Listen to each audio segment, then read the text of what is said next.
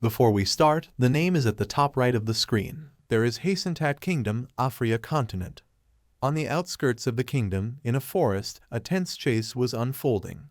The child was determined not to get caught by the guards who were chasing her because she had to find a healing stone and bring it to the palace to heal Carlton. However, she got surrounded by the Holy Knights of Hacentat, the enemy nation. The guards sensed strong demonic energy emanating from the girl. One of the guards believed she ran away from the border, so she must be a witch. That's when Captain O'Heniel arrived. He looked at the girl who recognized him. The captain told his guards the girl is not a witch. She may emit demonic energy, but she's just a human. Offered his hand to the girl who recognized him as the captain of the Holy Knights O'Heniel de Vich. Afria is a vast continent where mystifying forces and various species of life coexist. On this continent, the Hacentat Kingdom represents light and Modith Kingdom represents darkness. A never-ending war between the two nations has caused the people much suffering, and the battle between the strong forces of light and darkness resulted in the tragic destruction of Afria. But that's actually the plot of a novel called The Legend of Afria. Our female protagonist's name is Chelian because both of her parents passed away when she was still a young child and she had no other relatives. She had to rely on the inheritance her parents left her. People her age did not want to be her friend because she was weak and timid. She was just invisible to them. She liked to read, so she went to the library by herself that day as well. The book that drew her attention, despite being out of her reach, was The Legend of Afria. She has never even heard of this book, but she thought it's fun to read, and she was already almost done. However, the ending of the book she stayed up all night to read was too shocking for her, and since she was born with a weak heart, she passed out as soon as she finished.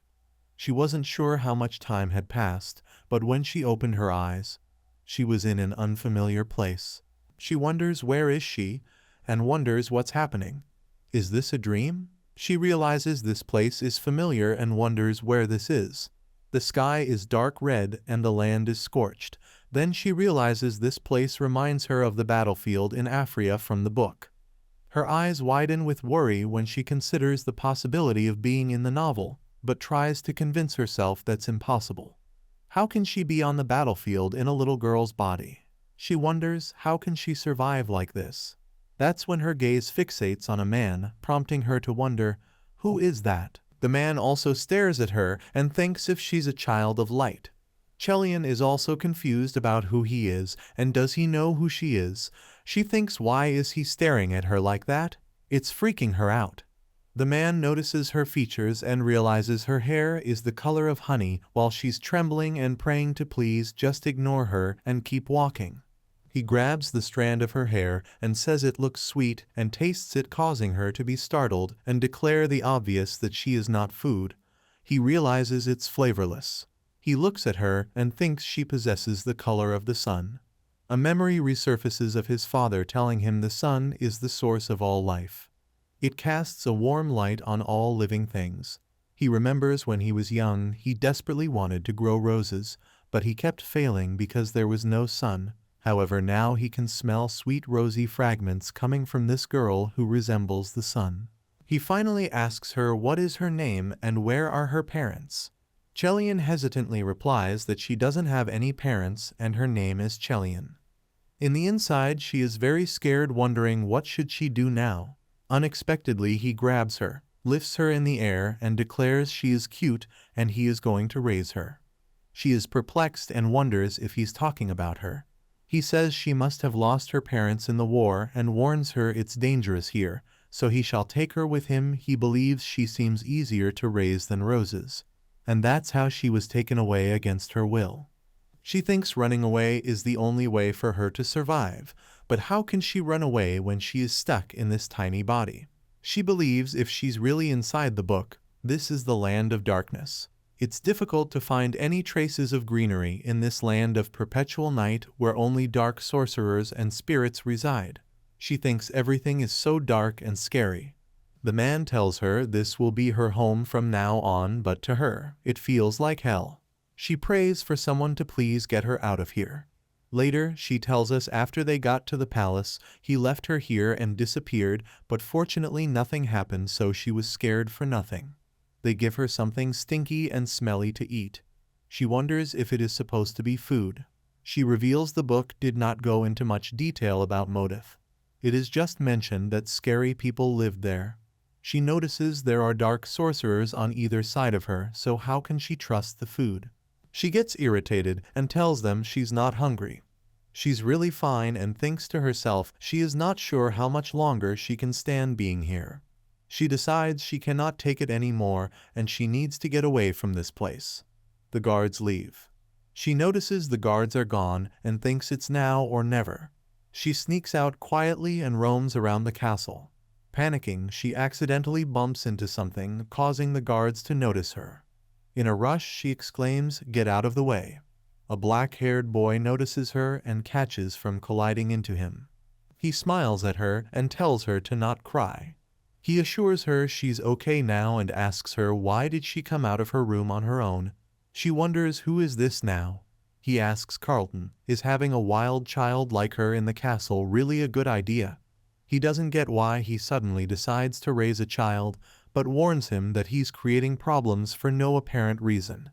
Chelian realizes that this man's name is Carlton and wonders if she has heard it before. He reaches for her and lifts her up in his arms and tells him that he should look.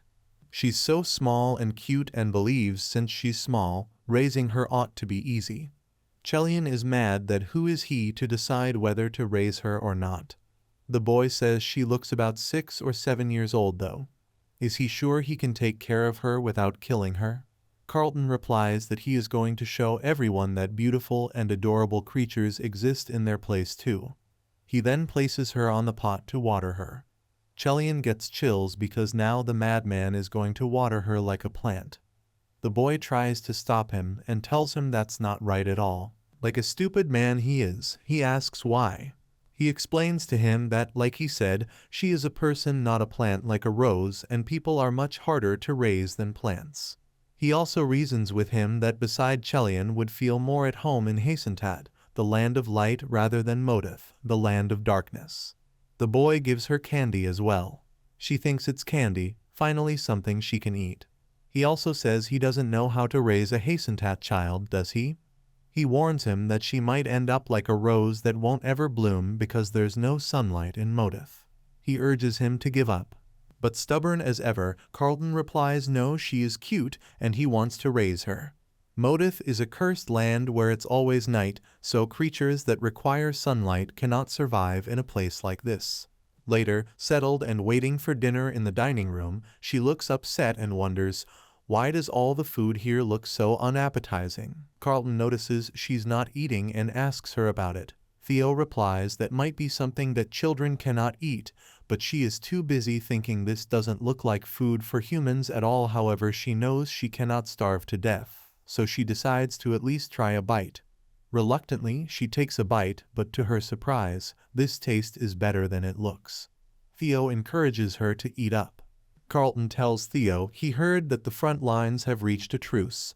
He then asks how the thing he asked him to do is going. Theo tells him everything is set and many Hasentat holy knights have pulled back. Chelian realizes they are talking about the war between Hasentat and Motif and that she really is in the book. They keep talking about it and she frowns, thinking they don't realize it yet, but there won't be a victor in the war. Theo tells Carlton that he's aware he used the power of the dark bone, and he told him that was dangerous. He replies he doesn't need to be concerned, so relax.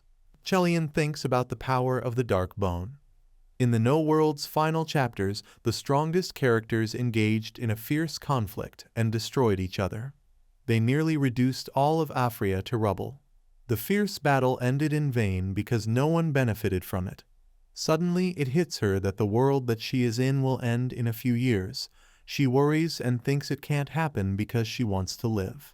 Oheniel is the novel's protagonist, and he's a problematic character and the captain of the Holy Knights of Hasentat, and the other problematic character possesses the power of the Dark Bone and is the Demon King of the Motif.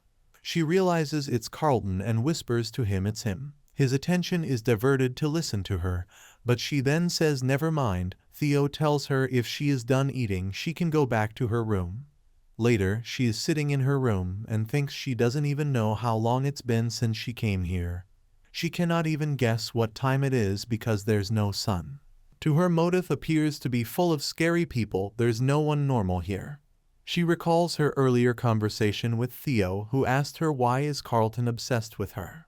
He also informed her he needed to take a sample of her blood for research. She thinks that kind-looking boy is not normal either. She also recalls how Carlton believes Chelian might die if he doesn't water her. She finds it incomprehensible that the person that will bring about the destruction of this world is an utter moron who lacks basic common sense. Same here, Chelian. She's anxious because the war will become fiercer from now on and everything will eventually be destroyed. She thinks to herself, does that mean she's gonna die here? At the dining table, Carlton tells Theo there is something he doesn't understand at all. Theo, who appears confused, asks what is it? Carlton hesitantly tells him it's about Chelian. He thinks he dislikes him. Theo, who seems perplexed, tells him she might be just scared of him. He confesses he wants to be Chelian's father and raise her well. So what should he do in order to win his daughter's affection? Theo says he never had a daughter, so he would not know, and Modith doesn't have typical families that would be considered normal because this is the cursed land of darkness. Carlton remains quiet. An idea pops up in Theo's mind. He says, what about visiting a Hasentat village in a remote region? Then realizing something, he says never mind, he wouldn't be able to enter a village because of the holy knights, and even if he does, people would be terrified when they see the Demon King walking into their village. However, Carlton at that moment looks just like the Demon King he is. Theo also notices and asks why does he have that look on his face? And he is not really planning to go, is he? In the remote village, the baker is finally done with work and is closing the shop after a productive day. When the Demon King appears in front of him, he screams that the Demon King of Modith is here and tries to run, but Carlton stops him and asks him if he has any daughters. He trembles and doesn't understand what he means, but Carlton is interrupted when he hears some people from a distance aware of the commotion here and preparing to fight. He disappears when the guards come running and ask the baker what happened. He explains to them that the Demon King came and asked him if he had any daughters, and he thinks he's after his daughter. They look at each other and think that he might be shocked. That's why he's speaking nonsense. The next day, the bakery isn't open, and the customer wonders why. It's not a holiday. The customer thinks she cannot have bread today. The customers talk to each other that they've heard the demon almost killed the baker last night. Then they talk about a child reading exchange today. Carlton overhears their discussion about planning to attend it to learn what they need to know to raise their babies well. Captivated by the child reading exchange, he uses his magic to disguise himself as a woman and approaches the ladies. He asks them about the child reading exchange and says may she also participate. In the castle, Chelian is unable to sleep because she cannot tell the difference between day and night. She wonders what are they trying to do to her. She is shown a cat costume and a pretty dress fit for a princess. Carlton tells her she can choose what she wants to wear today. She thinks to herself he woke her up out of the blue just for her to choose what to wear, and she's even more worried because she doesn't know what he's planning. She's getting goosebumps and decides to play along for her sake. He then tells her he is going to brush her hair.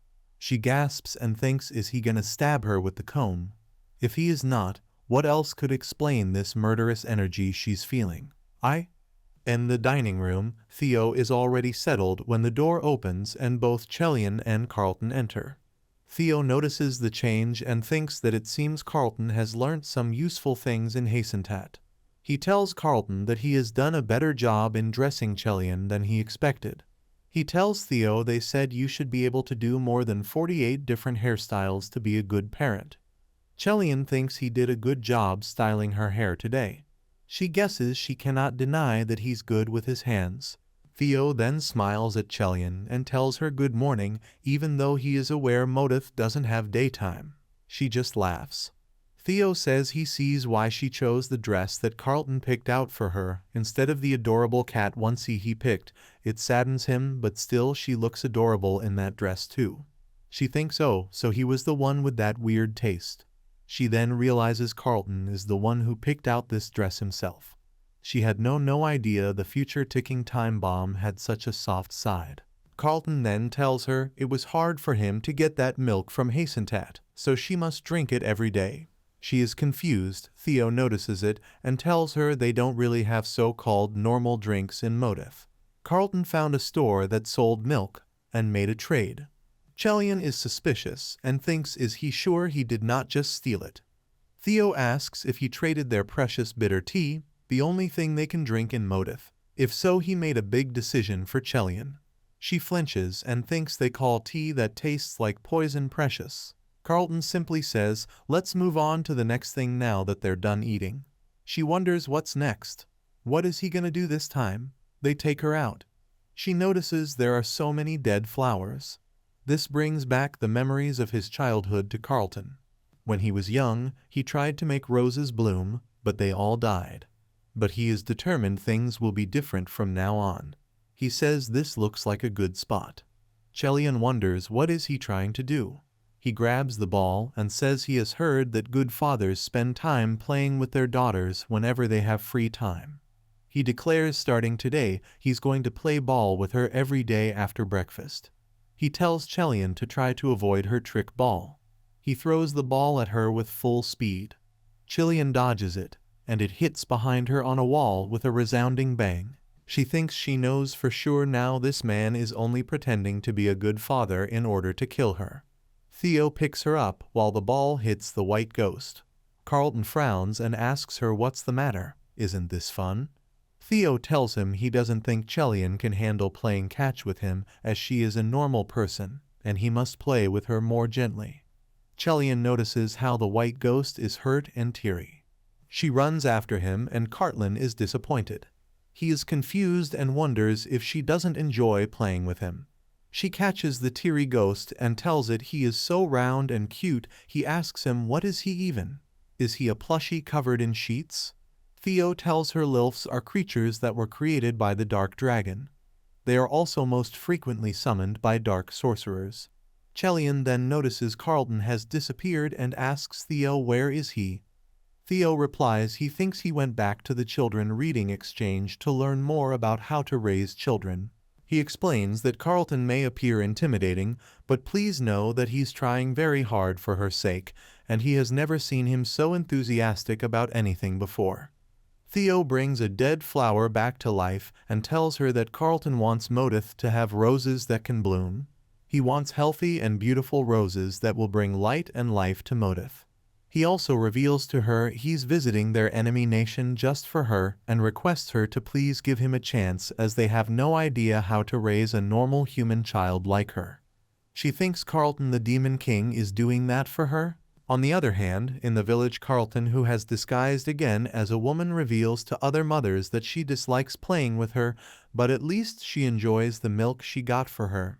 The other women who call her Carleen assure her it's okay as little girls need time to develop a sense of attachment. A woman says that she heard that a mother who has raised 4 daughters will attend their next meeting, so she should ask her for advice and that she must come. Carleen says she will come. Carlton disguised as Carleen passes by a man as the woman calls the man Jairus. They ask Jairus when did he get back, mentioning that they have heard that he has been very busy lately. Jairus turns to look at Carleen and wonders who is she, finding her very pretty. He informs them that he has been very busy with all the tasks that Captain O'Heniel gave him. They finds it impressive as they tell him that the captain must favor him. Back in Motif, Carlton comes back to his original appearance. He has a throbbing pain in his head as he ponders that he will have to ask Theo for more medicine and should lay down first. Chelian notices someone sleeping there as she wonders who is it. As she steps closer, she realizes it's Carlton. She's aware that he is sleeping but questions why is he sleeping here. Carlton also hears her voice and realizes she's here. Chelian stares at him for a while, noticing that he has long eyelashes. She thinks that he must be cold and wonders if she should put a blanket over him. She covers him with a blanket as she realizes that Chelian is showing concern over him. She notices it and wonders why is the blanket sticking out so much. Carlton realizes that he is still wearing the dress. Chelian lifts up the blanket and sees the dress, causing her to be taken aback.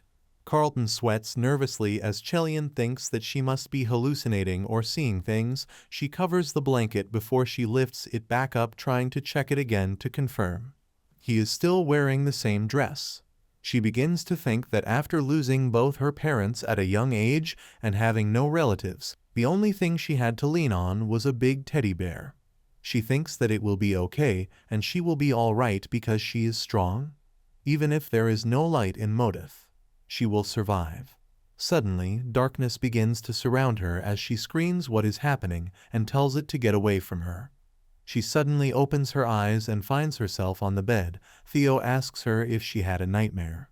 She questions what is happening and why is she lying in bed.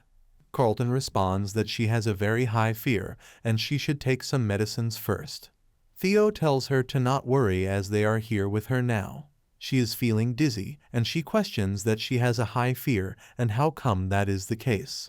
She ponders that she has a faint memory of saying something horrible. Theo tells her that he made this medicine just for her, and even though it tastes a bit bitter, this is the best thing for bringing down a fear. Chelian jolts seeing the color of the medicine. Carlton tells her that since her body is still weak, she's gonna get sick easily, and Theo is the best apothecary and more that so she can trust him. She ponders that the medicine looks like it will kill her if she drinks it. She yells that she does not want to drink that. She is throwing a tantrum because she is sick. Both of them are shocked. In Modith, the land of darkness and curses, many people experience dizziness, listlessness, fatigue, anxiety, and other illnesses. That is why medicine is one of the things that people in here cannot live without. Teal is aware of what is causing her illness, so making a cure for her is not that hard for him. But he is aware that she poured the medicine over the demon fruit when he was not looking, and even ended up feeding the medicine to Lilf and acted like she did not. She even slipped it out of her hand and tried to act as if she was clumsy. Theo is annoyed, but he mentions that she is the trickiest little girl in the whole world. It is irritating and impressive at the same time. Theo informs Carlton that Chelian has to take her medicine today, otherwise she will end up getting worse if she is not treated. He extends his hand and passes the medicine to Carlton, telling him that this is something that her father should do. Instead, not him. Mentioning that if he was the one giving it to her, she might be a good girl and take it. He leaves as he states that he will be working on making new medicines. Carlton goes to her room as she has covered herself in the blanket. He makes a noise as she flinches. She's aware that she does not want to take the medicine. He calls out to her as she sobs and trembles because of pain. She wonders if he's gonna put her in a pot like he did last time and pour the medicine over her. He asks if she would like him to read her a book. She is confused before he grabs a book and mentions that he is her father, and when his daughter is sick, fathers must take care of them. He tells her that if she takes her medicine, he will read her a fun story. She is taken aback as she thinks that she was not expecting this at all. He tells her not to bury her face in the sheet that's making it hard for her to breathe. And he has been told that reading a story before going to bed can help her sleep soundly without having nightmares. She thinks burying her face in the sheets and having nightmares has been an old habit of hers ever since before she got here. She asks him how does he know she was having nightmares. He replies he heard her crying. She wonders if she was sobbing that loudly. He says how strange he rarely wakes up after falling asleep, but ever since she arrived he has been able to hear her cry clearly, even when he is sound asleep. He says she is rather a mysterious child. She feels warm and fuzzy inside. She thinks, is this what it's like to be loved? He then joins her in the bed and tells her the book he's going to read her today. She thinks he might be nicer than she thought. If that's the case, then maybe it's okay to take medicine. She takes her risk and drinks the medicine, thinking the world will end soon and she's gonna die anyway. So what difference does it make if she dies now or later? He tells her the story he's going to read for her today is called Ghosts Under the Bed. It's a book for low-level dark sorcerers. It's a boring book, so it's perfect for when the person can sleep. She looks at him weirdly and thinks, does this guy have any sense at all? He observes her reaction and realizes she doesn't like it. He asks her if she wants him to read Ghost in the Closet for her. He also recommends how to clean corpses. She is speechless. Later, she thinks what the heck is happening. He said he would read for her, but he fell asleep before her just because he named off a few books. On the other hand, Theo is happy the special medicine he made for Chelian is complete. Upon entering her room to give her the medicine he made, he discovers her and Carlter both peacefully asleep in the bed. He wonders when did they become close. He genuinely smiles at them and thinks how could they just leave him out. It almost makes him jealous.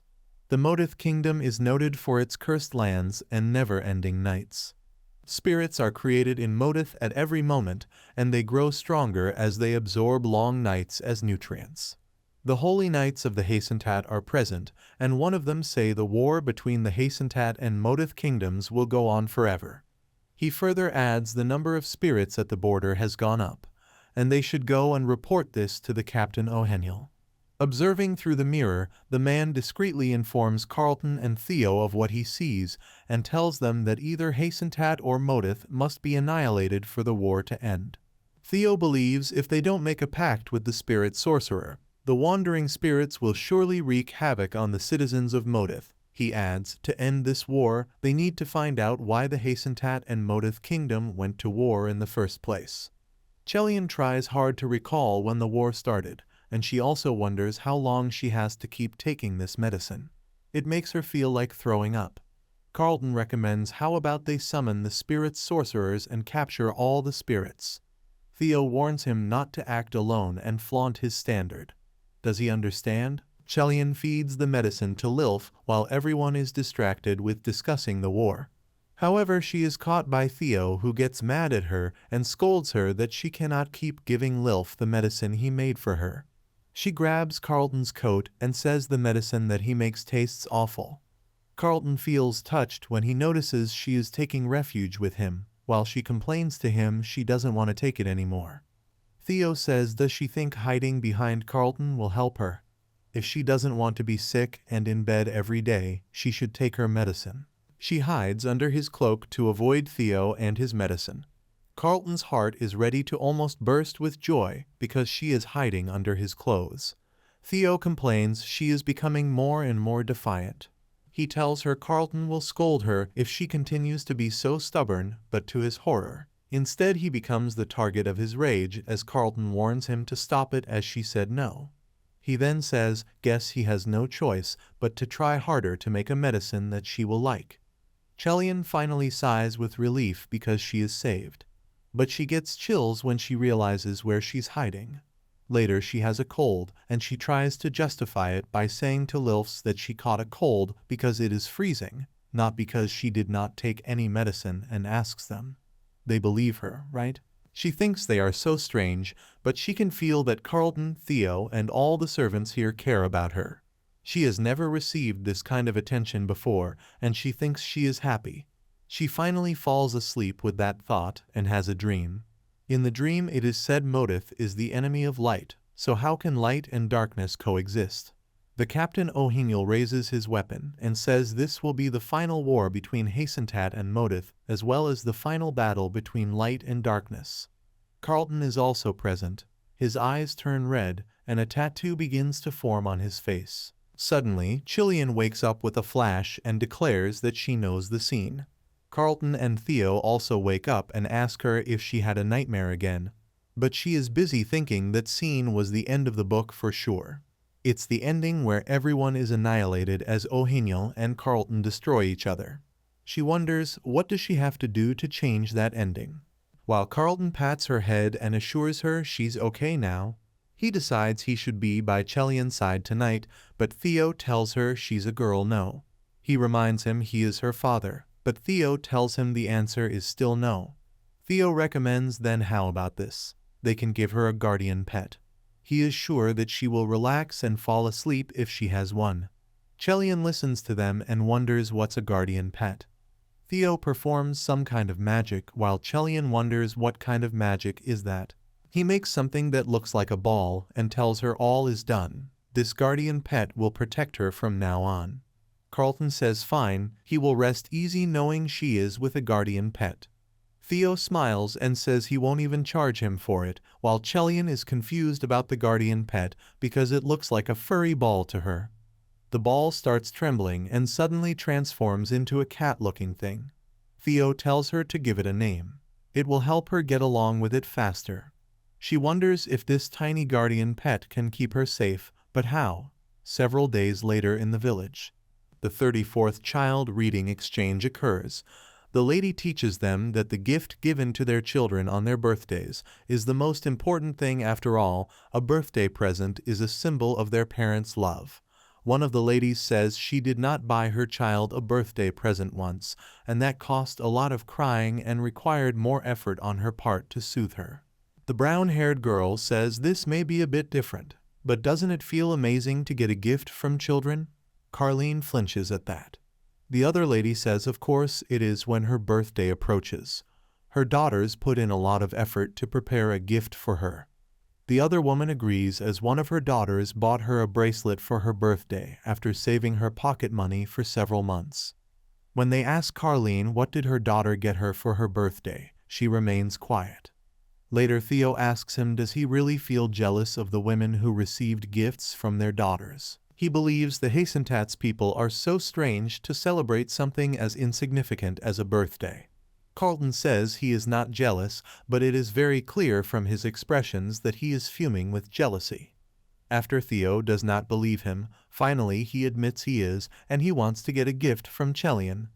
But Theo says his birthday is tomorrow, and it is a bit humiliating for the birthday person to ask for a gift. But after a fierce glare from him, he agrees to talk to her for him.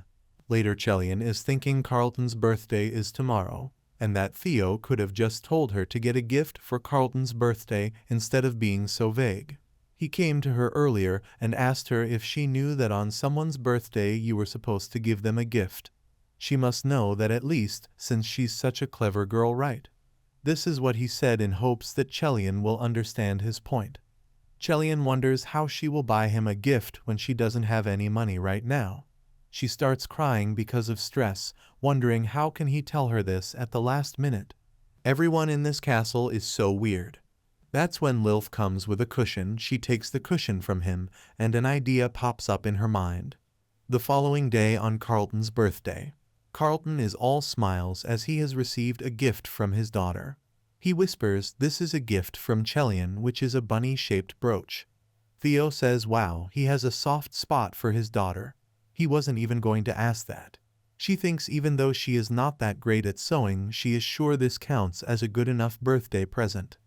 Theo glances at the gift and says he is so jealous he got a handmade gift from Chelian. He reminds her his birthday is coming up too. She assures him she will make one for him as well. Upon hearing this, he has a special request to make a cat shaped for him. She thinks that was just lip service, now he's actually looking forward to it. A sorcerer comes and reports to them they have a problem. Oheniel's holy magic wave was reported to have appeared on the outskirts of Modith. Theo wonders why is he making a move so quickly. Demons have only recently begun to appear at the outskirts while Chelian worries, is it the end of the story already? Carlton states that he will deal with Oheniel personally. He then notices his daughter's expression and wonders why does she have a sad expression on her face. He recalls his childhood whenever his father was planning to go to the war. Carlton would have the same expression and his father would pat on his head and assure him not to worry. He also pats her on the head and tells her he will come back soon so she doesn't need to worry. He then orders Dwayne to summon the elite sorcerers and unlock the basement cell and Theo to get the portions ready. However, Chelian believes he cannot face Oheniel now. She can't let the story end already. He suddenly halts in his tracks when she grabs him and requests him to stay here. She starts crying, saying she's so scared. She thinks to herself, the story is moving along too quickly. She needs to slow the story down as much as she can until she figures out how to put an end to war. He misunderstands, believing Chelian is concerned about him.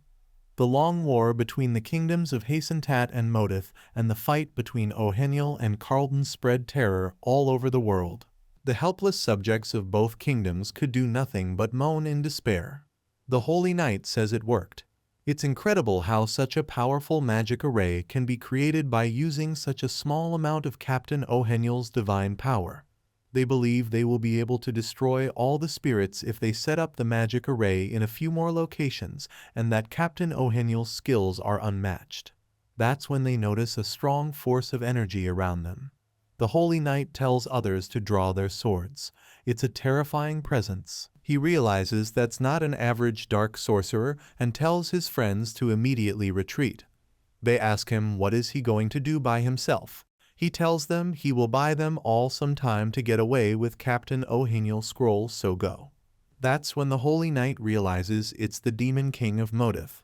Carlton thinks O'Hennial's holy magic wave is weak and unstable, while the Holy Knight is worrying why is he coming so close to him. He knows he is not strong enough to block an attack from the Demon King. All he can do now is, he uses his power and disappears. Carlton mutters to himself, what a petty stunt. After the Holy Knight has returned to his kingdom, he's worried not only did he destroy Captain's scroll, but also fled like a coward. He thinks this would not have happened if he had not met the Demon King. He should notify the captain of the situation first. The other knights notice that Jairus has made it and ask him if he's hurt at all, as they've heard that the Demon King destroyed all of the magic arrays they set up, and the soldiers found this in the wreckage of the magic arrays. They ask him if he has any idea what it is, as they can sense the Demon King's energy from it. Jairus replies perfect. He was on his way to inform Captain of the situation, so he will pass this on to him as well. He wonders if Captain O'Hennial is the only one strong enough to face the Demon King. He also thinks, what could this bunny-shaped brooch be for? When Carlton returns back to the castle, Theon notices he doesn't sense O'Hennial's energy from him, and asks him what happened. He replies he just dealt with one of his followers. He absent-mindedly touches his cloak but realizes the brooch is gone. Theo doesn't realize the sudden changes in his demeanor and keeps saying, well, he suspected O'Hennial wasn't going to show up. Theo further reminds it's harvest time in Hasentat right now, so the Holy Knights are busy, plus his and O'Hennial's fighting would affect the border of Hasentat as well. Observing his indifference, he inquires, is he listening? What is going on? He clenches his fist and replies the brooch his Chelian gave him as a gift is gone, and he is sure the man took it. His scream is filled with rage and the promise that he is going to kill him. Theo tells him that everybody is sleeping, so could he keep it down? On the other hand, Chelian is wondering what's going on. Why is everything suddenly shaking? Is this an earthquake? The next day at breakfast, she thinks she couldn't sleep at all last night because it was so loud. She wonders what was the commotion about. She couldn't stop Carlton last night, but she's relieved to see that nothing bad happened. The maid tells Lady Marian there's something she needs to tell her. The invitations for Harvest Day, that's in 3 days. Lord Dwayne is preparing for the festival. Chelian wonders what are they talking about. She asks Marian, what's Harvest Day? Marian thinks in all her years of living in Motif, she has never seen such a lovely creature. On her insistence, she tells her Harvest Day is the only holiday celebrated in Motif, and it has a long history. On Harvest Day, the festival is held at the castle, and everyone gathers here to pray. She asks her, does she pray for a plentiful harvest? She replies no, they pray for victory in the war, and because there are no crops growing in Motif. They must rely on resources from elsewhere, so Motif's greatest harvest will come from the spoils of war. The main plot of the legend of Aphria revolves around the protagonist O'Hennial, the captain of the Holy Knights. So she never knew there was a holy day called Harvest Day in Motif. Marian adds on Harvest Day, everyone gathers for a meal with their family and friends. She thinks she wants to eat with her family and friends too. She requests Marian to also prepare for the festival. She will try to help as best as she can. Marian thinks she's so cute. Lilf ponders that winning over Chelian with her cuteness in order to get her permission was a success. She professionally cute the vegetable with the knife as Chelian is impressed as she mentions that it's so amazing and that Lilf moved so fast. Chelian is amazed by the fact that even a little ghost can cook is Motif. She finds that so cute. She's aware that she cannot just stand around and watch and decides to show her cooking skills as well. The food smells so stinky as she questions what are these things, also asking if these are even edible. She ponders that she has sinister-looking black eggs on one side and vegetables that has been dried to death on the other side. She finally recognizes one vegetable, which is an onion. But soon Lilf eats it up, causing Chelian to ponder that she is an idiot for getting her hopes up. She wonders how do people in Modith survive on this stuff. Now she is aware why they steal from other countries. Lilf shows her a note as Chelian understands. This is the list of dishes that needs to be made for Harvest Day. She decides to start by cracking those black eggs to make scrambled eggs. She's aware that if she improves the food in Modith, there may be less fighting. She asks the sorcerer if he could get her these ingredients and spices as she is trying to cook something for Harvest Day. She asks him pretty please, which causes his heart to beat. He thinks that she's gonna make his heart explode. Meanwhile, Jairus is panting as he is riding towards the castle. He ponders that he finally made it to the Holy Knight's castle. The captain is informed that Jairus wants to see him. He invites Jairus in as Jairus informs him the current state of the front line. While they were picking up the pieces of the magic array, they found something that the Demon King dropped. The captain questions, does this belong to the Demon King? Jairus responds that it is the brooch that he was wearing on his chest, and it appears to be some sort of high-quality magical device. Jairus continues that they decided to give it to him because it must be filled with the evil energy. The captain commands Jairus to gather all of the Holy Knights as they will launch an attack on the Demon King of Modith in 3 days. Jairus bows as he responds all right. While in Modith, Lilf presents the food as both Theo and Carlton are taken aback by the food. Theo questions, what is this? Before he nervously laughs, asking does Chelian means that she made this dish? Chelian responds yes she did, and it is called spaghetti. Theo responds that he sees mentioning that he thought it was a devil vine that was cooked in diarrhea.